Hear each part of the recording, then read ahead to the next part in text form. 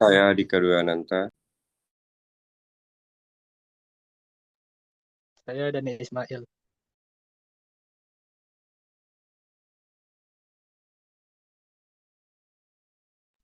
Yang pertama di sini ada pengertian organisasi dan CRM. Organisasi adalah sekelompok orang atau lebih yang secara sadar dan terkoordinasi bekerja sama dalam suatu wadah atau struktur formal untuk mencapai tujuan bersama yang tidak dapat dicapai secara individu. Unsur-unsur utama dalam sebuah organisasi meliputi adanya anggota, tujuan bersama, kerjasama yang terstruktur, pembagian tugas, serta sistem koordinasi dan pengawasan untuk mengelola sumber daya secara efisien. Sedangkan Customer Relationship Management atau CRM sendiri itu adalah sistem yang bertujuan untuk meningkatkan hubungan dengan pelanggan yang sudah ada, menemukan calon pelanggan baru dan mendatangkan kembali pelanggan lama yang sudah tidak aktif melakukan pembelian. Software CRM memfasilitasi pengumpulan, pengorganisasian, dan pengelolaan informasi pelanggan, yang mana semua data ini akan tersimpan pada satu tempat.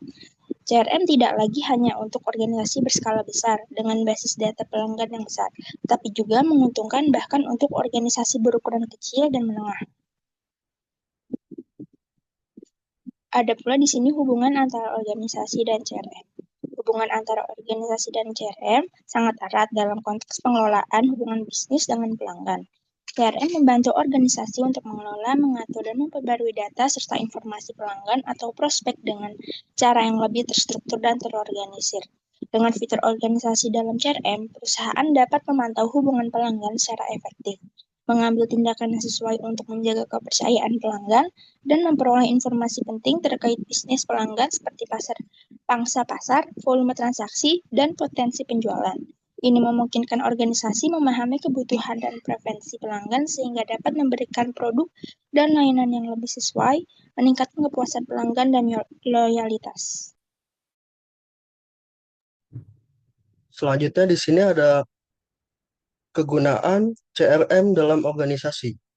Yang pertama itu meningkatkan hubungan dengan prospek dan pelanggan.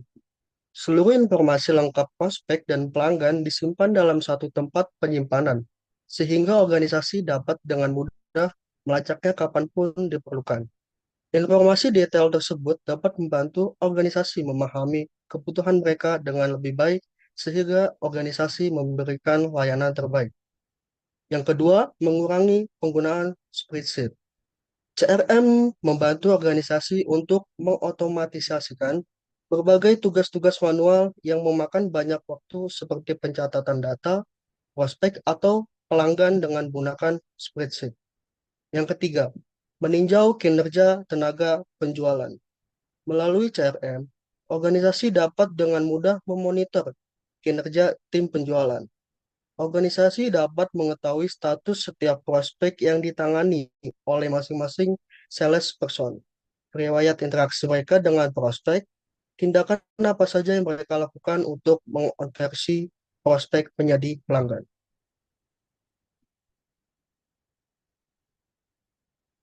Yang keempat itu menyederhanakan saluran penjualan. CRM memungkinkan organisasi untuk mendapatkan visualisasi yang lebih jelas mengenai saluran penjualan organisasi melalui tahapan dan sub-tahapan yang dibuat. Ini memudahkan tugas mengidentifikasi prospek yang memiliki potensi tinggi dan memprioritaskan transaksi dengan mereka. Yang kelima, mempersonalisasi email marketing. Personalisasi masih menjadi salah satu metode pemasaran paling efektif. Dengan CRM, organisasi dapat membuat dan mengirim email berisi promosi, newsletter, dan penawaran spesial yang disesuaikan dengan preferensi setiap klien atau pelanggan. Dan yang keenam, meningkatkan pendapatan perusahaan. Karena organisasi memiliki pandangan yang menyeluruh tentang prospek dan pelanggan tiap saat. Organisasi dapat melakukan upselling dan cross-selling pada saat yang tepat dengan tingkat keberhasilan yang lebih tinggi. Selanjutnya, peran penting CRM dalam perusahaan. Yang pertama, meningkatkan loyalitas pelanggan. Keberhasilan bisnis tidak hanya ditentukan oleh banyaknya pelanggan baru, tapi juga kemampuan perusahaan mempertahankan pelanggan lama. CRM berperan penting dalam menciptakan loyalitas pelanggan dengan memahami preferensi mereka, mencatat interaksi sebelumnya, serta memberikan layanan yang konsisten. Yang kedua, efisiensi biaya operasional dan promosi. CRM membantu perusahaan menghemat biaya promosi karena target pasar dapat disegmentasi dengan lebih tepat. Perusahaan tidak perlu lagi melakukan promosi massal yang tidak efektif, melainkan fokus pada pelanggan potensial berdasarkan data. Selain itu, otomatisasi proses layanan juga mengurangi biaya operasional yang biasanya timbul dari pekerjaan manual. Yang ketiga, mendukung kolaborasi antar tim. CRM bukan hanya digunakan oleh tim penjualan, tetapi juga oleh tim pemasaran dan layanan pelanggan. Dengan adanya sistem terintegrasi, setiap tim dapat berbagi data dan informasi secara real time. Kolaborasi ini memastikan setiap divisi bekerja dengan tujuan yang sama, yaitu memberikan pengalaman terbaik bagi pelanggan sekaligus mendukung pertumbuhan perusahaan.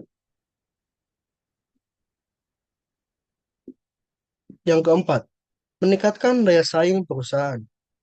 Dalam persaingan bisnis yang semakin ketat, kecepatan perusahaan dalam memahami kebutuhan pelanggan menjadi faktor penentu.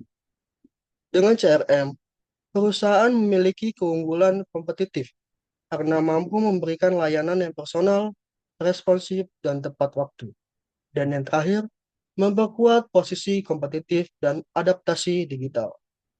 CRM memberikan perusahaan kemampuan untuk memahami tren pasar dan perilaku pelanggan secara real time. Dengan sistem ini, perusahaan bisa lebih cepat menyesuaikan strategi pemasaran, produk, atau layanan sesuai kebutuhan pelanggan. Selanjutnya di sini ada manfaat CRM dalam sebuah bisnis. Manfaat CRM dalam sebuah bisnis sangat penting untuk mendukung pertumbuhan dan efisiensi operasional bisnis. CRM tidak hanya mengelola data pelanggan, tetapi juga dapat memberikan manfaat nyata yang terlihat pada peningkatan kerja bisnis. Manfaat CRM dalam sebuah bisnis di sini yang pertama ada meningkatkan loyalitas pelanggan. Dengan CRM ini dapat memantau kepuasan dan perilaku pelanggan secara real time. Yang kedua, meningkatkan komunikasi tim dan memperkuat komunikasi tim dengan kolaborasi penjualan, pemasaran, dan layanan pelanggan sehingga strategi lebih terarah. Yang ketiga, mempermudah pembuatan laporan penjualan secara cepat, termasuk pemantauan kinerja dari jumlah transaksi, nilai penjualan, konversi, hingga retensi pelanggan. Yang keempat, mampu memprediksi performa penjualan dengan menganalisis tren pasar, pola konsumsi, dan perilaku pelanggan untuk strategi yang lebih efektif. Yang kelima, mengetahui perbaikan layanan yang harus dilakukan agar kualitas servis meningkat dan kepuasan konsumen terjaga. Selanjutnya ada fungsi dari sistem CRM. Fungsi sistem CRM adalah sebagai alat sarana yang digunakan perusahaan untuk mengatur sekaligus meningkatkan kualitas hubungan dengan pelanggan agar lebih efektif dan efisien. Fungsinya yang pertama di sini dapat mengelola komunikasi pelanggan dengan lebih mudah melalui berbagai saluran seperti telepon, email, dan media sosial. Yang kedua, mencatat aktivitas penjualan. Semua transaksi terdokumentasi dengan baik sehingga memudahkan perusahaan dalam melakukan pelacakan, analisis penjualan, dan evaluasi kinerja. Yang ketiga, menyediakan dukungan pelanggan yang sempurna dengan adanya customer support untuk menyelesaikan keluhan pelanggan dengan cepat.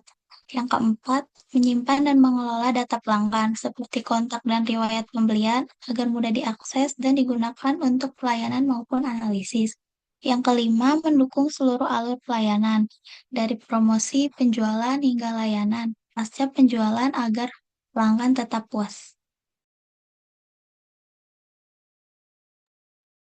Selanjutnya ada 4 model CRM. Yang pertama itu ada model IDIC. Model IDIC dikembangkan oleh Don Papers dan Martha Rogers dari Papers and Rogers Group dan telah ditampilkan dalam sejumlah buku mereka. Model IDIC menunjukkan bahwa perusahaan harus mengambil 4 tindakan untuk membangun hubungan satu ke satu yang lebih dekat dengan pelanggan.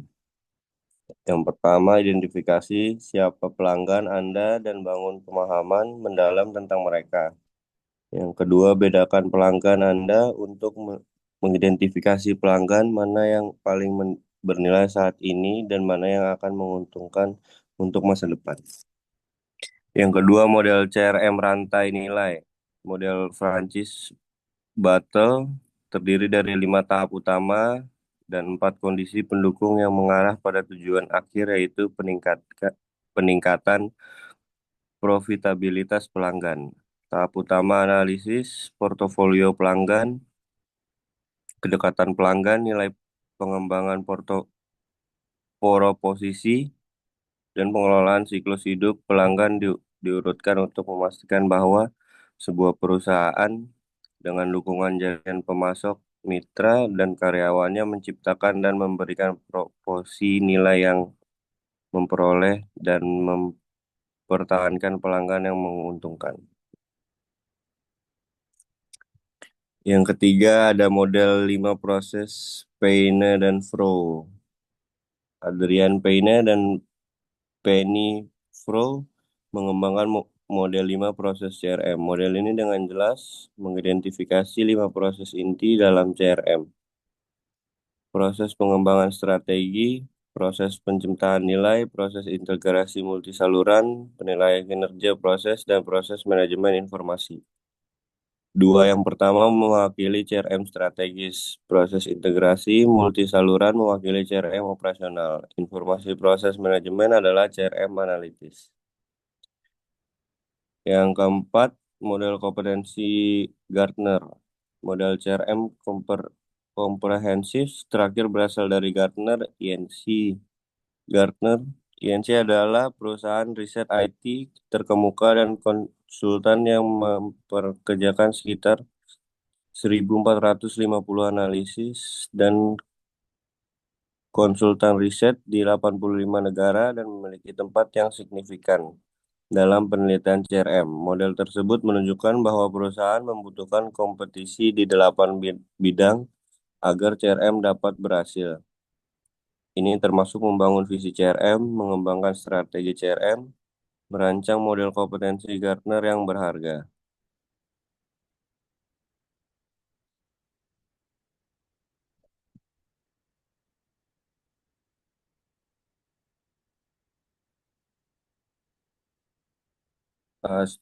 Selanjutnya ada struktur organisasi untuk mendukung CRM. Yang pertama, tingkat strategis atau top management, direktur manajemen puncak memberikan visi, dukungan, anggaran, dan arahan strategis CRM.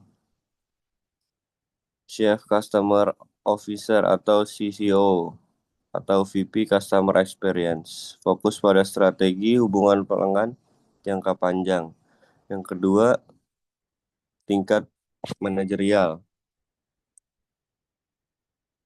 Manajer CRM mengelola implementasi sistem CRM, juga mengawasi tim lintas departemen dan menjadi penghubung antara IT, marketing, sales, dan service. Manajer pemasaran dan penjualan menggunakan data CRM untuk strategis promosi dan target penjualan. Manajer layanan pelanggan mengembangkan SOP pelayan berbasis data CRM. Manajer IT atau data menyediakan infrastruktur CRM atau software database integrasi.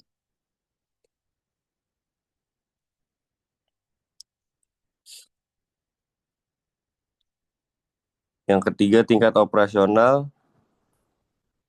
Tim marketing mengelola kampanye, segmentasi pelanggan, analisis perilaku konsumen. Tim sales memanfaatkan CRM untuk prospek, pipeline, follow up, dan closing. Tim customer service atau call center memberikan layanan pelanggan, menyelesaikan keluhan, dan mencatat interaksi ke sistem CRM. Tim data analisis atau CRM spesialis mengelola laporan dan insight dalam database pelanggan untuk mendukung pengambilan keputusan. Yang keempat, pendukung. Tim IT support menjaga integrasi sistem CRM agar lancar. Tim training dan HR, melatih karyawan dalam penggunaan CRM dan budaya customer centric. Tim keuangan dan logistik menghubungkan data pelanggan dengan sistem pembayaran dan distribusi barang. Tim monitoring dan evaluasi mengukur efektivitas program CRM dan melaporkan hasilnya ke manajemen. Oke, berikutnya contoh penerapan CRM dalam berbagai jenis organisasi. Yang pertama ada perusahaan komersial atau bisnis atau retail. Contoh penerapannya itu Zalora menggunakan operasional CRM untuk yang pertama mengelola data pelanggan atau riwayat pembelian, alamat pengiriman. Yang kedua mengirim email promo otomatis berdasarkan riwayat belanja. Yang ketiga menyediakan layanan pelanggan melalui live chat atau chatbot. Selanjutnya adalah lembaga keuangan atau bank. Contoh penerapannya, Bank BCA menggunakan analytical CRM untuk yang pertama menganalisis data transaksi nasabah, mengelompokkannya nasabah berdasarkan nilai transaksi, dan yang kedua ada memberikan penawaran produk khusus seperti kartu kredit premium. Selanjutnya yang ketiga ada rumah sakit atau klinik. Untuk contoh penerapannya itu Siloam Hospital menggunakan kolaboratif CRM untuk yang pertama mengintegrasikan data pasien antar bagian, poli, laboratorium, apotek. Selanjutnya ada mempermudah pasien mendapatkan layanan tanpa mengulang data. Dan yang terakhir memberikan notifikasi janji, temu dan hasil laboratorium. Dan yang keempat itu ada institusi pendidikan atau universitas. Contoh penerapannya, Universitas Indonesia menggunakan strategi CRM untuk yang pertama membangun hubungan jangka panjang dengan mahasiswa dan alumni. Yang kedua, mengelola data akademik, prestasi, dan kontribusi alumni. Yang ketiga, mempersonalisasi layanan akademik berbasis kebutuhan mahasiswa. Yang kelima itu ada UMKM atau usaha kecil menengah. Contoh penerapannya itu ada UMKM Bola Ubi di Kota Batam menggunakan CRM melalui media sosial, WhatsApp bisnis, Instagram, Facebook, serta platform makanan online seperti Shopee Food dan GrabFood. Untuk contoh penerapannya itu ada Aquery yang menarik pelanggan baru melalui media sosial dan marketplace. Yang kedua itu ada Exchange meningkatkan interaksi dan layanan, respons komentar, chat, update status.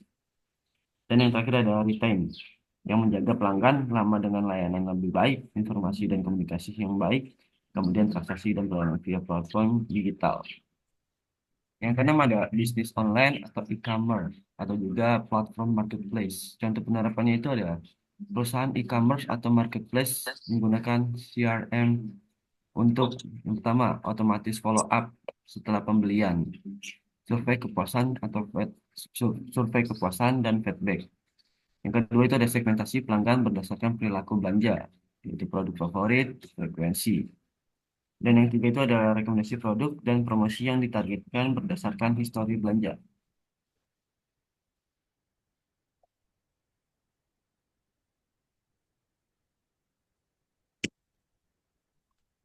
Selanjutnya ada studi kasus CRM pada Ruang Guru. Ruang Guru merupakan perusahaan startup berbasis teknologi lokal yang berfokus dalam penyediaan jasa pendidikan dan konten belajar yang berkualitas. Sejak dirilis pada April 2014, Ruang Guru telah menjadi wadah lebih dari 20.000 pengajar privat yang terdiri dari guru yang berpengalaman, mahasiswa berprestasi, serta kaum profesional dengan rekam jejak terpercaya. Bimbingan berbasis online yang saat ini memiliki peringkat teratas di Indonesia. Solicitor lengkap dalam satu aplikasi yang telah dipercaya oleh lebih dari 40 juta pengguna dan lebih dari 300.000 guru di Indonesia. Permasalahan utama yang ada di Ruang Guru itu yang pertama, keterbatasan kualitas layanan karena pertumbuhan pesat. Jumlah pengguna yang sangat besar sering menyebabkan aplikasi lambat atau error, sehingga menurunkan kenyamanan pengguna dalam mengakses materi belajar. Yang kedua, persaingan ketat dengan platform edukasi lain. Kehadiran pesaing seperti Zenius, Pahamivi, dan Kuiper membuat Ruang Guru harus terus berinovasi agar tidak kehilangan posisi teratas. Selanjutnya, tantangan dalam menjaga loyalitas guru. Sistem pembagian pendapatan yang kurang memuaskan dapat memicu pengajar berpindah ke platform lain, mengurangi kualitas pengajaran. Yang keempat, keterjangkauan harga di kalangan menengah ke bawah. Harga paket belajar masih dianggap mahal di beberapa daerah sehingga tidak semua siswa dapat menjangkaunya. Yang kelima, penyesuaian dengan perubahan kurikulum nasional. Perubahan kurikulum yang cepat membuat ruang guru harus selalu memperbarui materi agar relevan dengan kebutuhan siswa. Selanjutnya, strategi CRM. Yang pertama itu ada optimalisasi infrastruktur teknologi, seperti peningkatan kapasitas server, penggunaan cloud, dan pembaruan sistem berkala dapat menjaga stabilitas aplikasi meski dipakai jutaan pengguna. Selanjutnya, inovasi dan diferensiasi layanan, menambahkan fitur seperti gamifikasi, kecerdasan buatan, atau metode belajar interaktif membantu ruang guru unggul dari pesaing. Selanjutnya, manajemen guru yang lebih baik, seperti transparansi insentif, pemberian pelatihan, dan penghargaan akan meningkatkan loyalitas pengajar. Selanjutnya, penetapan harga fleksibel, menyediakan paket belajar beragam, seperti harian, mingguan, atau subsidi khusus, membuat layanan lebih terjangkau di berbagai lapisan masyarakat. Selanjutnya, tim akademik untuk kurikulum, membentuk tim yang fokus pada perubahan kurikulum nasional memastikan konten pembelajaran selalu sesuai standar. Selanjutnya, penguatan komunitas pengguna, membangun forum diskusi online atau komunitas belajar yang dapat meningkatkan keterlibatan siswa, orang tua, dan guru, serta menciptakan loyalitas jangka panjang.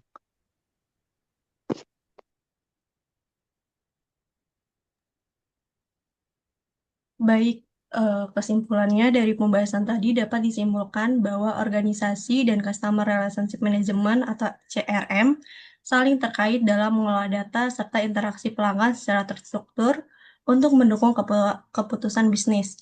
CRM memberikan manfaat nyata seperti meningkatkan loyalitas, efisiensi, personalisasi layanan, dan daya saing perusahaan. Berbagai model dan struktur organisasi mendukung implementasi CRM agar lebih efektif, sebagaimana terlihat pada penerapannya di e-commerce, perbankan, kesehatan, pendidikan, UMKM, hingga ruang guru. Dengan demikian, CRM bukan hanya sistem teknologi, melainkan strategi bisnis menyeluruh yang meningkatkan kepuasan, loyalitas, serta keberlanjutan organisasi. Baik, untuk teman-teman bisa dilihat referensi dari materi tadi. Baik, sebelum kami menutup presentasi ini, kami ingin membuka sesi tanya jawab untuk teman-teman, dipersilahkan. Saya Fajar Wicaksono ingin bertanya. Boleh, Pak Jar? Tadi kan di PPTK itu kan membahas tentang organisasi memerlukan struktur khusus yang mendukung implementasi CRM ya. Saya ingin Ya, bertanya dong, kayak mengapa organisasi memerlukan struktur khusus yang mendukung implementasi CRM, bukan sekedar penambahan software ke divisi pemasaran. Terima kasih. Apakah sudah cukup jelas? sudah cukup jelas. Terima kasih, Pak Jar. Sama-sama. Untuk teman-teman lain ada yang ingin ditanyakan lagi? Eh, saya Zaki Maulana mau nanya dong, Boleh. dalam konteks organisasi pendidikan seperti universitas, apa risiko jika CRM tidak diterapkan dengan baik? Oke, baik. Jaki, terima kasih. Saya Olivia izin bertanya, Boleh. gimana sih CRM bisa menjadi alat yang penting untuk mendukung keberlanjutan organisasi di era disrupsi digital? Baik, Pia, makasih. Saya ingin bertanya. Boleh. Nama saya Muhammad Ibnu Bagas Pratama. Tadi kan ada studi kasusnya ya. Saya Iya. akan mempertanyakan apa pembelajaran penting dari studi kasus ruang guru dalam penerapan CRM yang bisa diterapkan di organisasi lainnya. Apakah cukup jelas? Sudah cukup jelas, Ibnu. Terima kasih.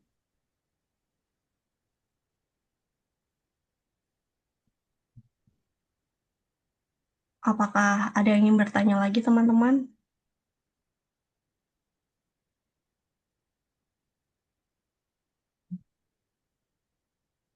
Saya Marani mau bertanya, Boleh. bagaimana kalian melihat peran CRM di tahun 2025 ini dalam kaitannya dengan tren AI dan Big Data? Oke, makasih. Apakah sudah cukup atau ada yang ingin ditanyakan lagi, teman-teman?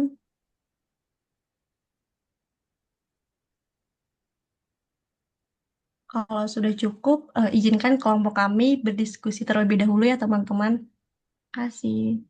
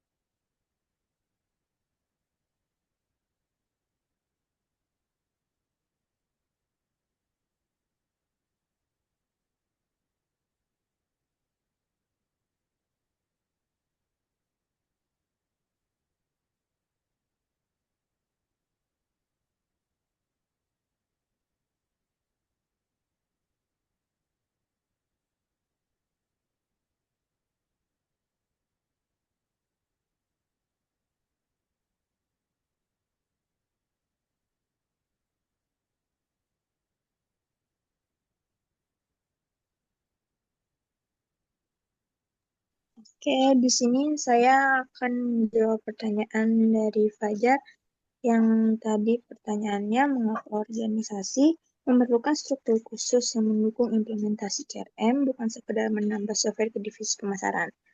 Nah, jawabannya adalah karena CRM melibatkan seluruh alur organisasi dari top manajemen hingga tim operasional. Tanpa struktur yang jelas seperti adanya Chief Customer Officer atau tim data analis, penerapan CRM cenderung terfragmentasi.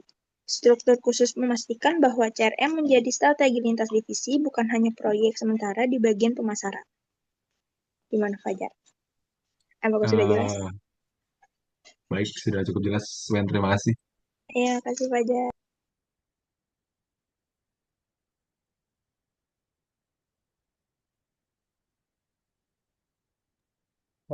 Baik, di sini saya akan menjawab pertanyaan dari Jaki. Pertanyaannya tadi, dalam konteks organisasi pendidikan seperti universitas, apa resiko jika CRM tidak diterapkan dengan baik? Nah, jadi jawabannya itu universitas bisa kehilangan kesempatan membangun hubungan jangka panjang dengan mahasiswa dan alumni. Tanpa CRM, data prestasi, kontribusi, atau minat mahasiswa tidak terdokumentasi, sehingga layanan menjadi generik dan kurang relevan. Akibatnya, loyalitas alumni menurun dan peluang kerjasama atau donasi jangka panjang berkurang. Apakah sudah cukup jelas, Jaki?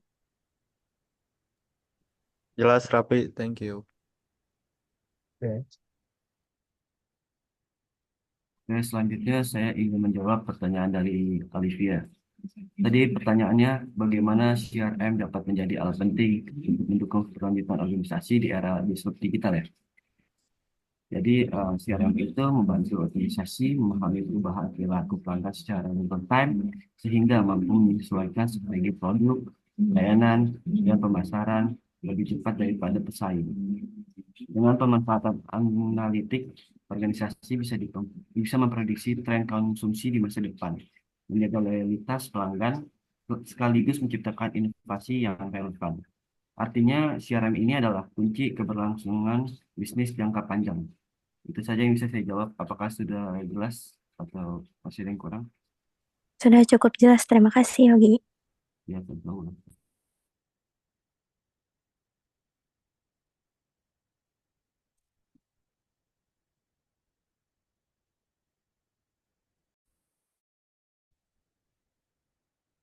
Saya izin menjawab pertanyaan dari Ibnu. Tadi pertanyaannya, pembelajaran penting dari studi kasus ruang guru dalam penerapan CRM yang bisa diterapkan di organisasi. Jawabannya, ruang guru menunjukkan bahwa CRM bukan hanya soal pengelolaan data, tapi juga strategi kreatif seperti segmentasi konten, gamifikasi, dan multisaluran komunikasi. Hal ini menegaskan bahwa CRM harus fleksibel dalam disesuaikan dengan konteks organisasi. Organisasi lain bisa belajar bahwa inovasi berbasis CRM adalah kunci mempertahankan engagement pelanggan di tengah persaingan. Apakah sudah cukup? Ya, sudah cukup jelas, Dika. Terima kasih. Oke. Selanjutnya, saya ingin menjawab pertanyaan dari Maharini tentang peran CRM di tahun 2025 dalam kaitannya dengan tren AI dan Big Data. Jadi, di tahun 2025, CRM akan berevolusi jadi sistem cerdas berbasis AI dan Big Data yang mampu. Yang pertama itu memberikan pengalaman pelanggan lebih personal, memprediksi kebutuhan dengan akurat, mengotomatisasi layanan, sekaligus menjadi pusat data organisasi. Namun, kunci keberhasilannya tetap ada di etika, privasi, dan kesiapan organisasi dalam mengadopsi teknologi ini. Apakah sudah cukup jelas, Maharani? Sudah cukup jelas, Adel. Terima kasih. Sama-sama. Baik, kalau semua pertanyaan sudah jelas, presentasi kami akhiri. Terima kasih atas perhatian teman-teman semua. Semoga bermanfaat. Wassalamualaikum warahmatullahi wabarakatuh.